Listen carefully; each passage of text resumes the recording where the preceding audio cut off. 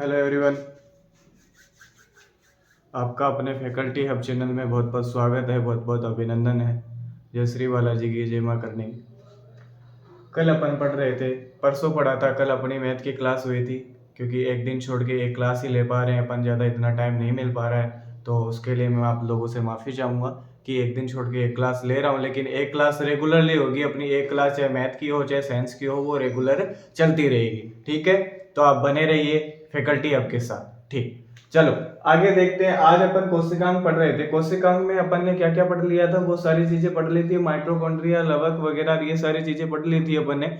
आज पढ़ेंगे अपन अंतःपृथ्वी जालिका। क्या पढ़ेंगे? अंतःपृथ्वी जालिका।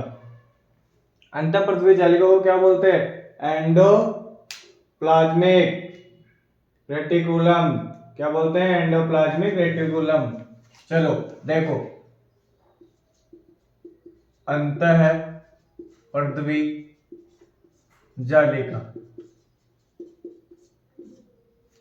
एंडोप्लाज्मिक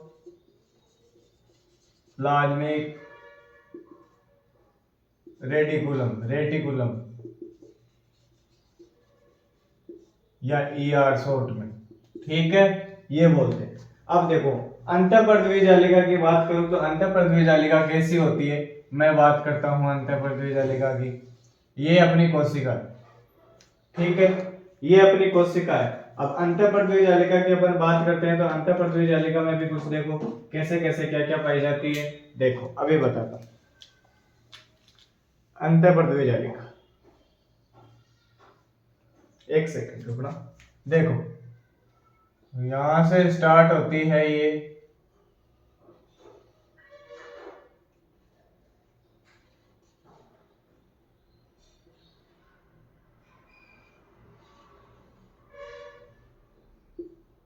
ठीक,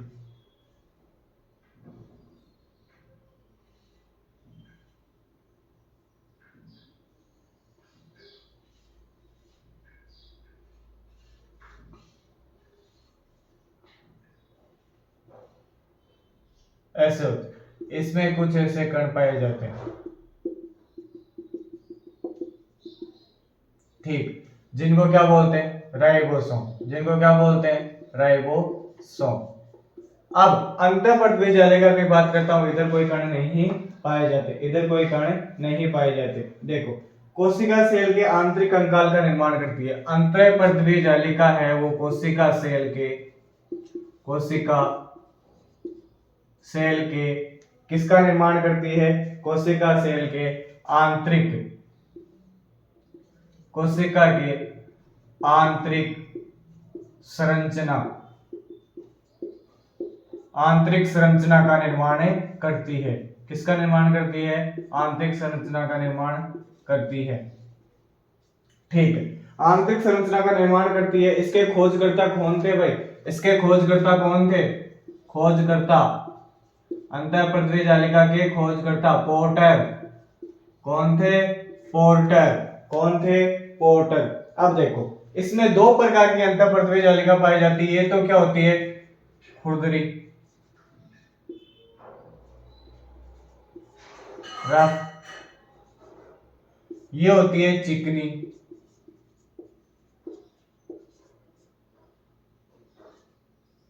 चिकनी को क्या बोलते हैं रे? चिकनी को बोलते हैं स्मूथ। ठीक है, अब देखो आगे बात करते हैं अपन इन दोनों की, कैसे कैसे क्या है वो देखते रहिए। बना लिया होगा, बना लो।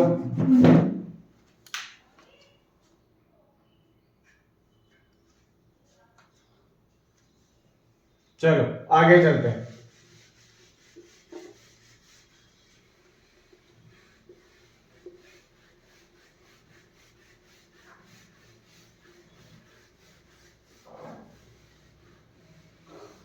आगे चलता हूं। अंतःपृथ्वी जालिका, पृथ्वी जालिका दो प्रकार की होती है। कितने प्रकार की?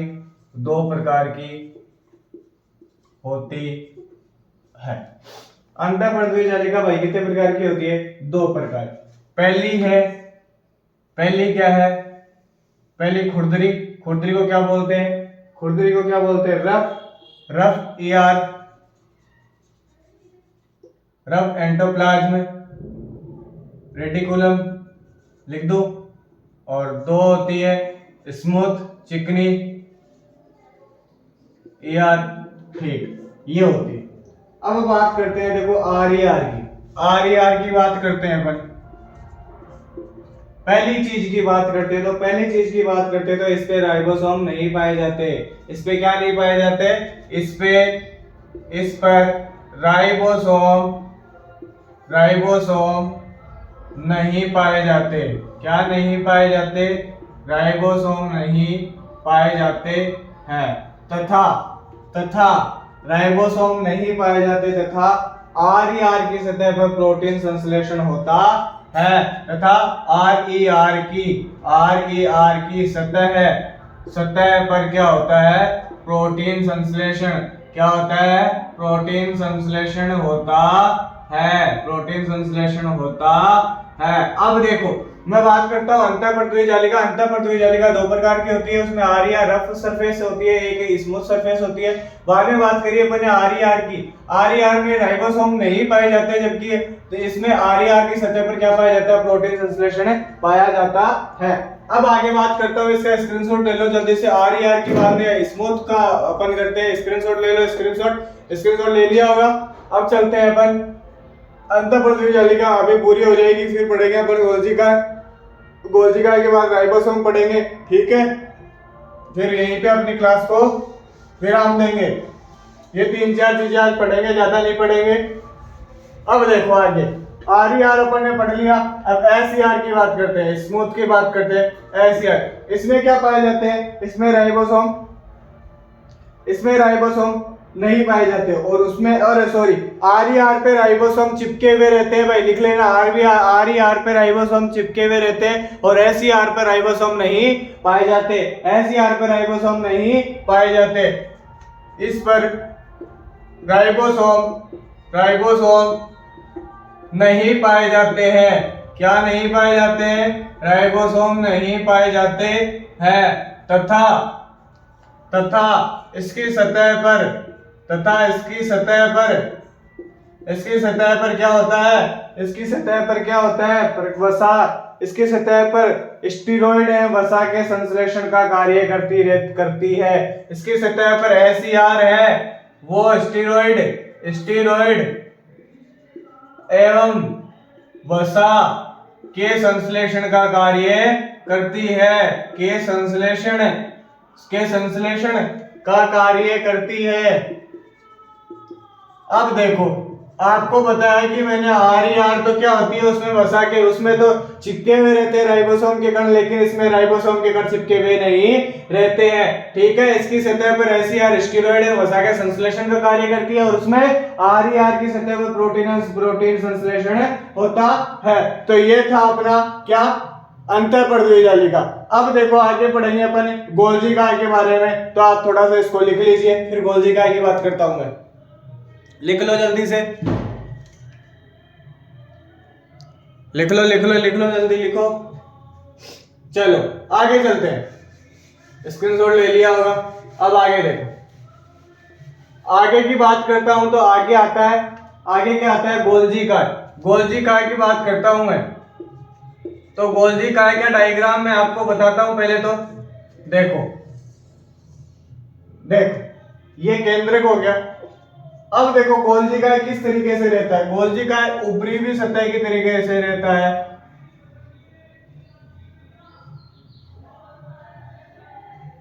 ऊपरी सतह से रहता है, और इधर भी यूं ही रहता है, इधर भी यूं ही रहता है, इधर भी यूं ही रहता है। अब देखो इसमें एक बात करूं, जिसे अपन क्या बोलते हैं, इसका केंद्रक हो गया बीच में। अब देखो ये जो ऊपरी भी सतह है, इनको क्या बोलते हैं, एक को तो पुटिकाएं बोलते हैं, एक को क्या बोलते हैं, सिस्टर्नी, एक को क्या बोलते हैं, सिस्टर्नी। ये जो पुटिकाएं हैं, ये जो है इसको तो पुटिका बोलते हैं, पुटिकाएं। इसको क्या बोलते हैं, सिस्टर्नी। क्या बोलते हैं, सिस्टर्नी, सिस्टर्नी, ठीक है। अब एक चीज इसमें और पाई जाती है, वो एक्रोसोम होता है। देखो एक्रोसोम की बात करूं तो एक्रोसोम ये होता है, एक्रोसोम ये होता है भाई, एक्रोसोम, इसे अपन एक्रोसोम बोलते हैं। ये एक्रोसोम भी पाया जाता है। एक्रोसोम चिपका हुआ रहता है, शुक्राणु के साथ चिपक के करता है ये एक्रोसोम का निर्माण, शुक्राणु के साथ चिपक के एक्रोसोम का निर्माण, लाइसोसोम का निर्माण करता है, ठीक है। अब देखो मैं आपको बताता हूं आगे की बात, वो कैसे होता है, वो सारी चीजें बताता हूं, ठीक है। इस तरीके से ये चिपक जाता है, यहाँ पे चिपक के फिर यूं बनाता है ये, ठीक है। स्क्रीनशॉट ले लो जल्दी से, स्क्रीनशॉट ले लिया। पुटिकाओं को अपन एंजाइम भी बोलते हैं, पुटिकाओं को अपन क्या बोलते हैं, एंजाइम, एंजाइम में पाई जाती है ये, एंजाइम होती है, एंजाइम, ठीक है। अब आगे देखो, इसके खोजकर्ता की बात करते हैं अपन। खोजकर्ता की बात करें तो खोजकर्ता इसके कौन थे, खोजकर्ता इसके कौन थे, देखो भाई खोजकर्ता कौन थे। खोजकर्ता थे गोल्जी काय के खोजकर्ता है वो कैमिलियो गोल्जी ने करी थी। खोजकर्ता, खोजकर्ता है इसके कैमिलियो गोल्जी। कौन है, Camillo, Camillo Golgi, Camillo Golgi इसके खोजकर्ता है, ठीक है। इसके बाद में बात करता हूं कि अन्य नाम क्या है इसके, अन्य नाम भी है इसके, अन्य नाम, अन्य नाम क्या क्या है इसके। एक तो अन्य नाम है बेकर्स बॉडी, एक है डाल्टन कॉम्प्लेक्स, एक है डाल्टन कॉम्प्लेक्स, एक तो बेकर्स बॉडी है और एक है डाल्टन कॉम्प्लेक्स। चलो लिख लेते हैं, बेकर्स बॉडी, बेकर्स बॉडी और एक डाल्टन कॉम्प्लेक्स।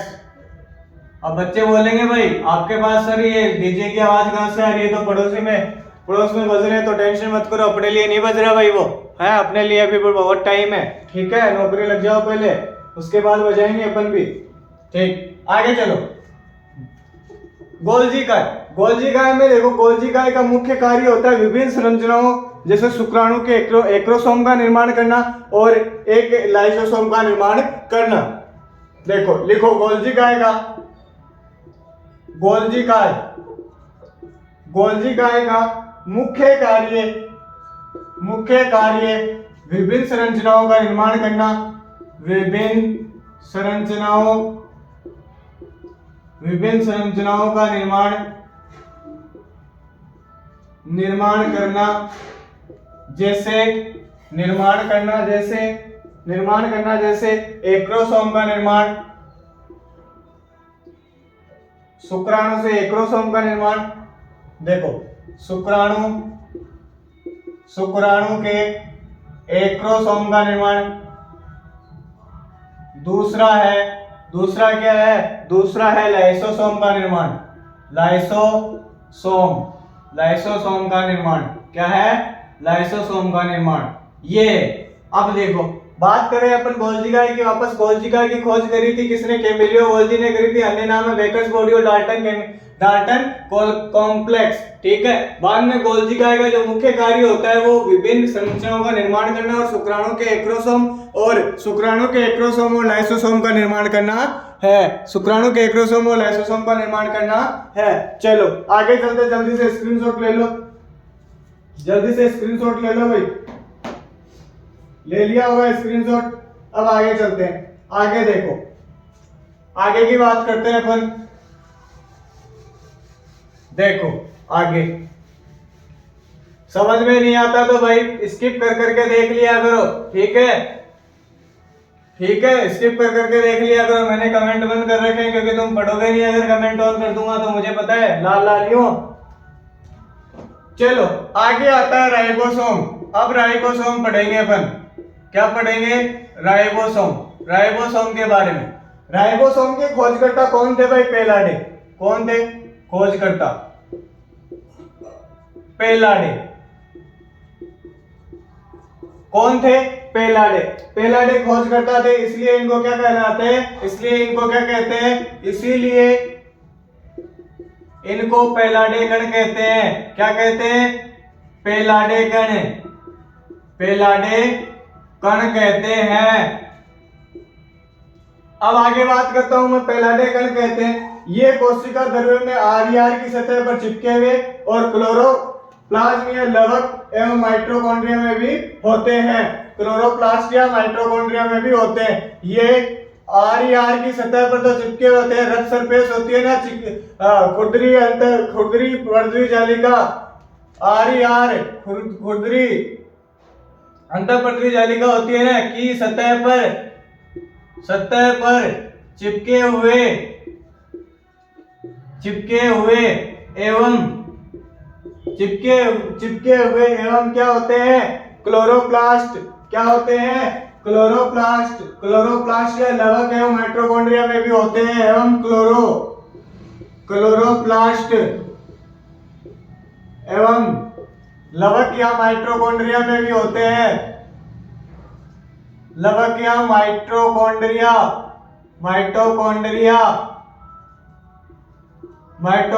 में भी होते हैं। ठीक है, ओके।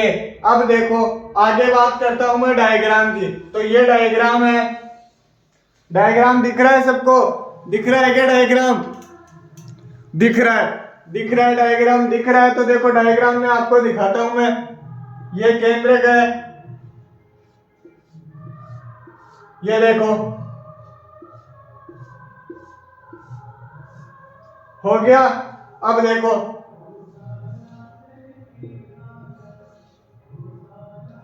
ठीक है, अब देखो इसमें ये बराबर रहता है। ठीक है, अब राइबोसोम का मुख्य कार्य क्या होता है भाई? प्रोटीन संश्लेषण करना। राइबोसोम का मुख्य कार्य लिख लेना, राइबोसोम का मुख्य कार्य साइड में लिख लेना, मुख्य कार्य प्रोटीन संश्लेषण करना होता है। क्या होता है? प्रोटीन संश्लेषण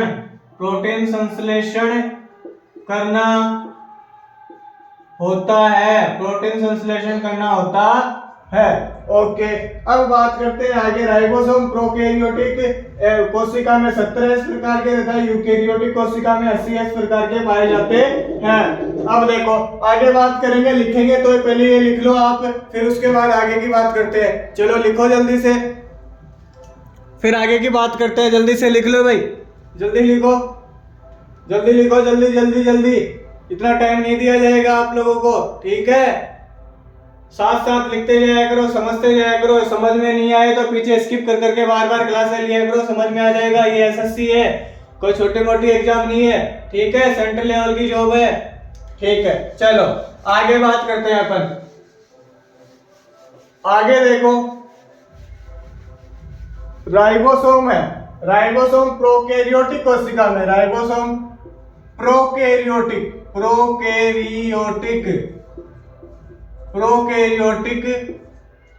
कोशिका में 70 प्रकार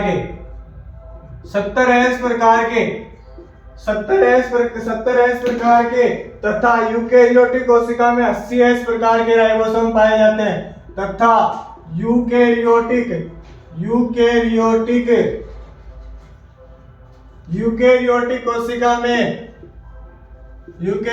कोशिका में 80 प्रकार के राइबोसोम पाए जाते हैं। क्या पाए जाते हैं? राइबोसोम पाए जाते हैं। देख लिया। अब देखो, अब आपको बात कर रहा हूं, एस है वो श्वेत वर्ग इकाई है। ये एस है, क्या है? श्वेत वर्ग इकाई। एस क्या है? श्वेत वर्ग इकाई है। चलो ठीक है, अब आपको एक एग्जांपल के बाद तौर पे बताता हूँ। ये एक मनुष्य है भाई, ये खड़ा है, ये पानी है, ये इसमें गोता लगाएगा। ऐसे बताता हूँ मैं, गोता लगाएगा तो अरे गोता लगा के आएगा तो ट्यूब की सहायता से गोता लगा के आएगा तो एक साथ आ जाएगा क्या? उसमें बल्ब भी लगेंगे क्या? लगेंगे। ये एक ट्यूब है, ये इधर खींचेगी और ये इधर है। तो समझो ट्यूब है, ये क्या है? ट्यूब। तो ट्यूब से ये डूब जाएगा क्या? नहीं डूबेगा। देखो इसमें क्या होगा? सेंट्रीफ्यूज इसमें अपकेंद्रीय बल लगता है। 70S लगाकर अवसादित होगा। क्या होगा? 70S लगाकर क्या हो जाएगा? अवसादित।